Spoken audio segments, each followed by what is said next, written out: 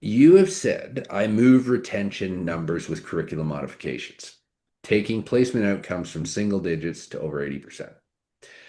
Can you share an example? And we've touched a bit on this, but can you share an example of how you achieved that and what institutional leaders could learn from your approach? Absolutely. And I think, retention and then job placement, those are going to be two separate strategies, but ultimately both instances were solved through the curriculum. And Mhm, the way we solve them, I'm going to sound like a broken record here, is looking at student data. So from mhm, a retention perspective, um, there's been a couple of times historically where I've encountered programs where I'm like, man, students, we're about a 60% retention rate here. Let's figure out what's going on, right? And so we use student progression data to figure out where are students progressing and then where are they failing or having to retake or pausing for long periods of time and then maybe never coming back. And mm, we look at those courses specifically, right? Most of the time we can find those bottlenecks.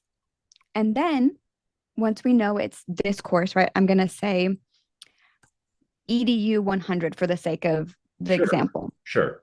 We then look at EDU 100 and we look at the faculty surveys, right? What are students saying about the faculty? We look at end of course surveys. Mhm, So for the last 2, 3 years, what are students saying about this course? And just like a true research project, we start to code all the themes, right? And we start to see the reoccurring things of what students are saying. Um, Another part of that is talking to our student advisors, because I will say I've done this multiple times now. And student advisors always know in these trouble spots where students go wrong. And a lot of times that doesn't make it to the surveys.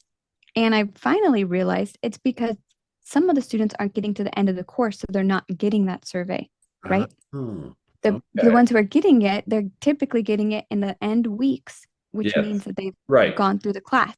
Right. So the advisors know the students who dropped it and why they dropped it. And so the advisor input, I always say, don't sleep on student advisors. Their input is like gold because they are the The ones working. trenches. Yeah, they're there.